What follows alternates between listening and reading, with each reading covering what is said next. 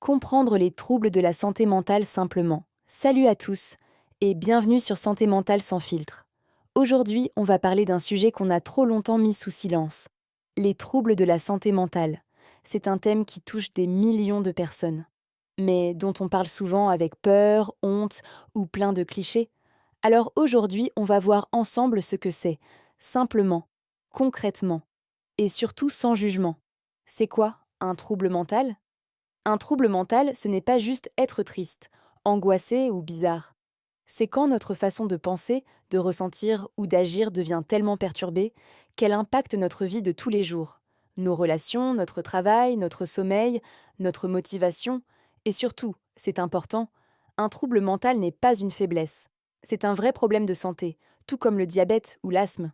Les grandes familles de troubles. Il en existe beaucoup, mais on peut les regrouper en quelques grandes catégories.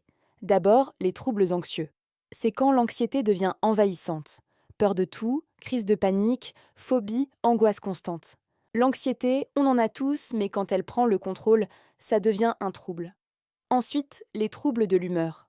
La dépression, par exemple, quand tout devient lourd, vide, sans énergie. Et le trouble bipolaire, qui alterne entre des phases de grande excitation et des moments de profonde tristesse.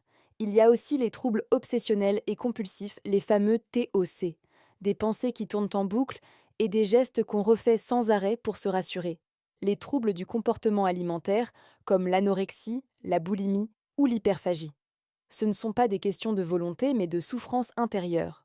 Puis les troubles psychotiques, comme la schizophrénie, où la perception de la réalité peut être altérée.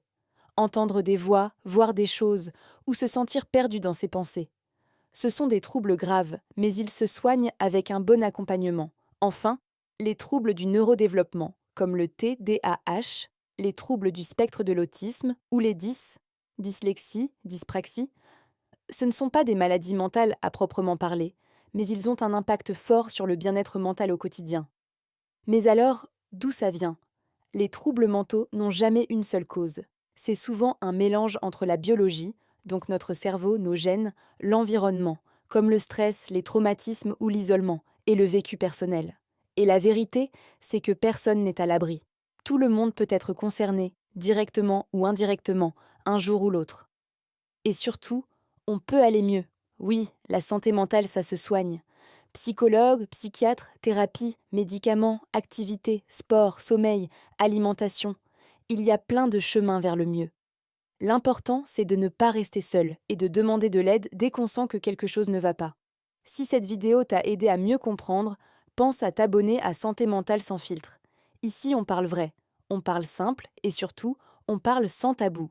Parce que prendre soin de son esprit, c'est aussi important que prendre soin de son corps.